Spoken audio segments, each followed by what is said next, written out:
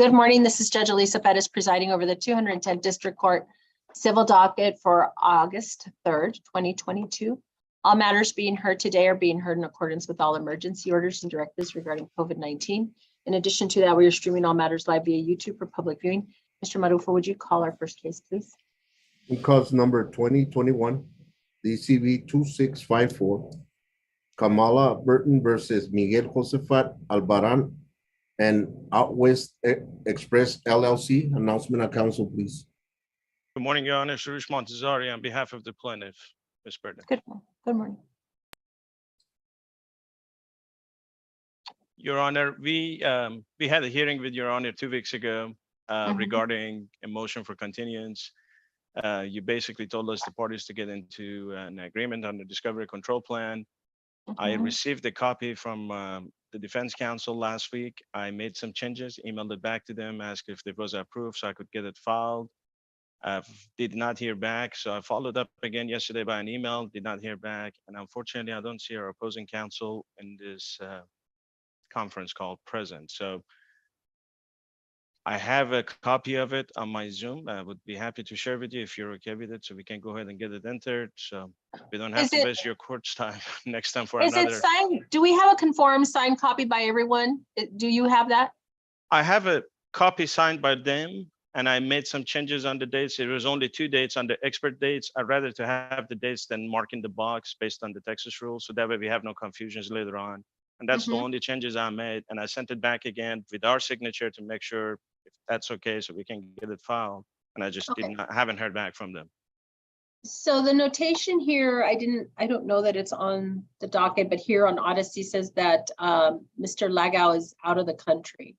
And so rather than have confusion, I don't have a problem pushing back the entry of scheduling order just for our purposes. Let's see, we're on the 3rd. I can't read the rest of the entry on that and on the notation on when he's out of the country. So I'm going to go with 2 weeks. That'll put us at the 17th. The 17th at 10 a.m. That will be a setting for which council does not have to appear if we have received the approved, signed off on, everybody. And I'll try to get it worked out. I will be in trial in that date, so I will try to get it worked out. Let's push it back then for the 23rd. Okay. I mean, I'm sorry, the 24th. I don't anticipate we're going to have any issue. I don't think so either. I just wanted to make sure at least I appear and let the court know what's going on. So I appreciate that. So we'll have you down for 8/24. If we receive the order, then we'll just go with the remaining settings. Perfect. Thank you very much, Your Honor. Thank you for appearing and for your time. Thank you. May I be excused? Yes. Thank you. Who's next? Page 4, Judge. Uh-huh.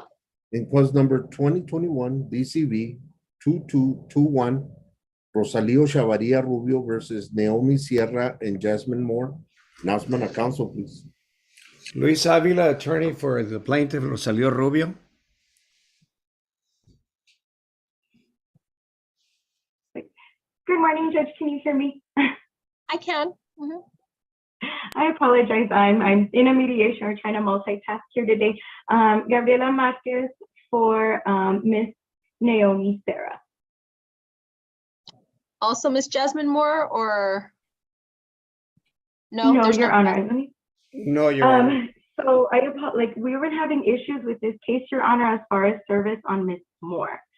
She has not been officially served, so we're not officially representing her in that capacity until she's been served, Your Honor. Okay. So do we have any contact information? What are we doing, Mr. Avila? I need to get some settings here. Yes, Your Honor. You signed 2 orders for substituted service, right? And one of them was by posting at the door of the address. Okay. Now she lives in Colorado. So that's making it a little bit harder with process service and all that. However, I did get a process server to go post it on the door. Okay, that's been done. Problem is that he says he got a call from somebody at the house saying she doesn't live here. Okay, Mhm. And so I said to him, hey, yeah, you've done your job. You posted on the door. That's the only address we have. Everything matches. Send me pictures of where it was posted, the address. And but the process service guy said, I can't write an affidavit of that because I got a call saying that she doesn't live there. Okay. So I'm kind of stuck what the next step should be. And then furthermore, I wanted to take the deposition of Naomi Sierra, the other lady, the one who loaned Jasmine Moore the car. Mhm. And the attorney for the defendant is saying that she can't locate Naomi Sierra. So Naomi Sierra is not calling them back or cooperating. So it seems like I'm stuck everywhere here. Well, I mean, what's the issue? So that's Miss Marcus's client, right? Yes. Miss Marcus, what's Yeah. going on with Miss Sierra? I'm checking our case file, and it does look like my legal assistant has been trying to exchange dates.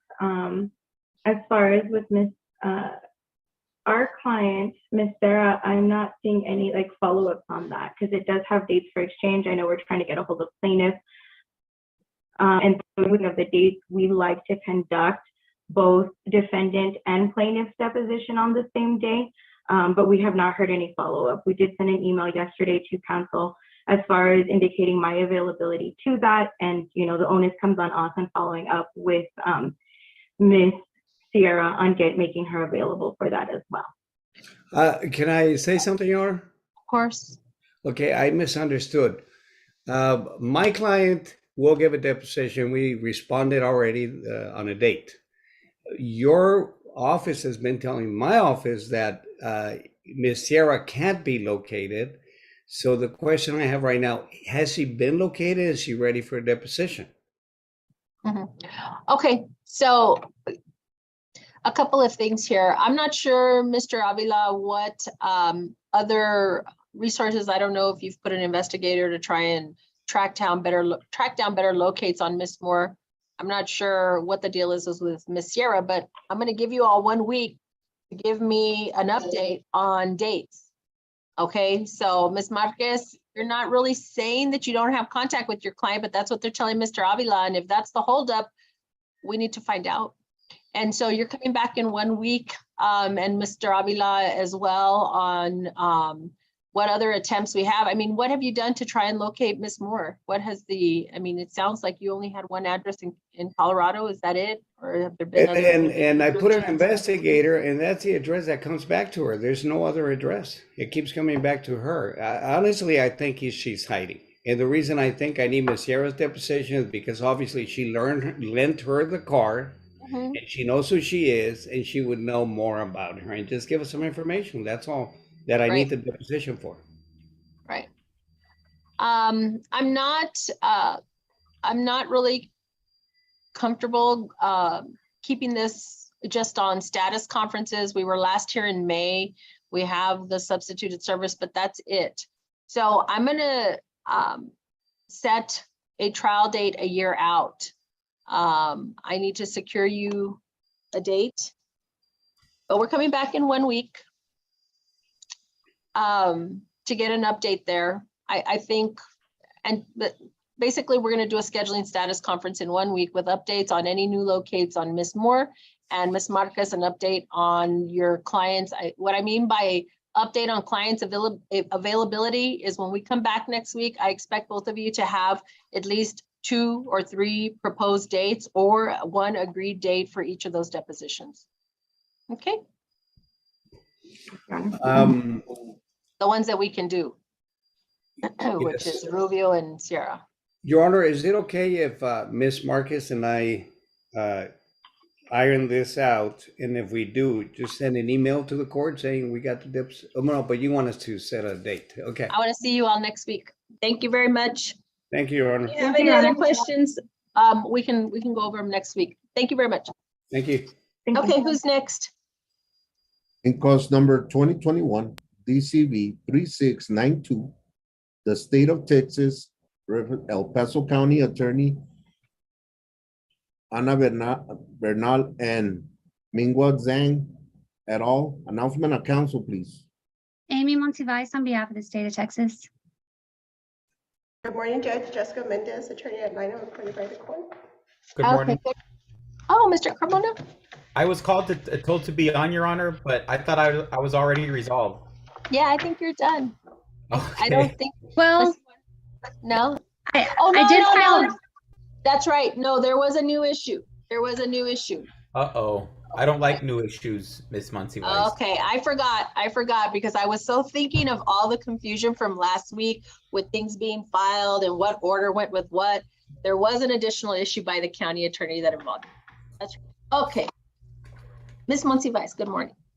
Good morning, Your Honor. Your Honor, one of the defendants in this cause number, Li Feng Sun, has had another lawsuit filed against her. It's in the, I think it's assigned to CC7, and it's related to another massage parlor called New Style Massage. And so the allegations and the evidence that we have against her for that case is now a violation of the order that was signed by the court in this case. Mr. Carmona, have you not received, it was filed on July 22nd, the notice of violation? Ms. Monsiváis, if you have that handy to send over to Mr. Carmona. I can send it to him, Judge. I did in filing our other lawsuit and in compliance with the local rules. I reached out to Mr. Carmona because I had understood that he didn't really have any contact with Miss Sun anymore. And so I didn't really, I found out that he didn't have any contact with her. And so for me, that he didn't represent her on this new case, but I did not send him this new motion for contempt on this case in front.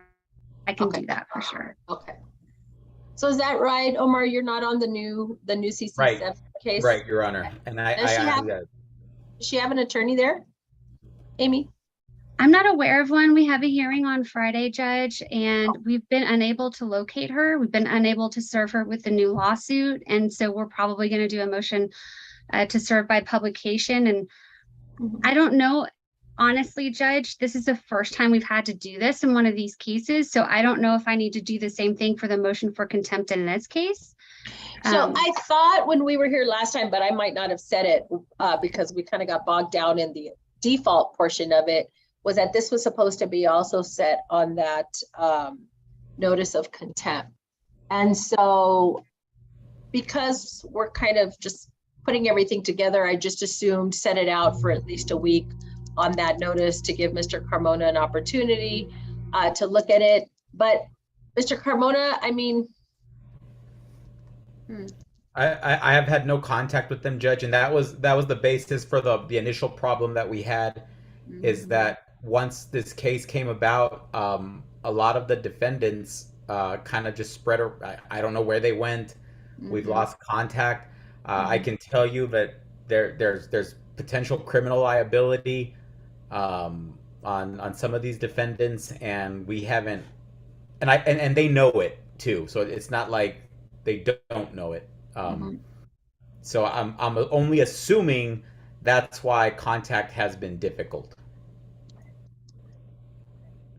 We had an investigator that had located Miss Sun before the filing of the lawsuit. She was working out of this spa and another spa, and we also had her address. But attempts have been made at all three locations, and they've been unsuccessful. I don't know where she went now. They're hiding. Yeah. Okay. So. All right. So first things first, on that notice, if you'll send it to Mr. Carmona, Amy, then we'll go ahead and have that set next week. Next week, we're still good, right? August 10th. Yes, we're still good. So we'll do that at 11 a.m. For today, we have the remaining default that I did receive Ms. Mendez's report. Thank you to include all the details and the fees. So on the motion for default, Ms. Monsiváis, on Mingwan Zhang. Yes, Your Honor. You may proceed. Oh, I'm sorry, Your Honor. I misunderstood. I thought that I was covering for Ms. Sayala, and I thought that order was going to be signed, but let me pull up the case if you don't mind. Sure, please. Okay. There was a lot of confusion last time because it came to the court's attention that there were several things in the past that had not been filed.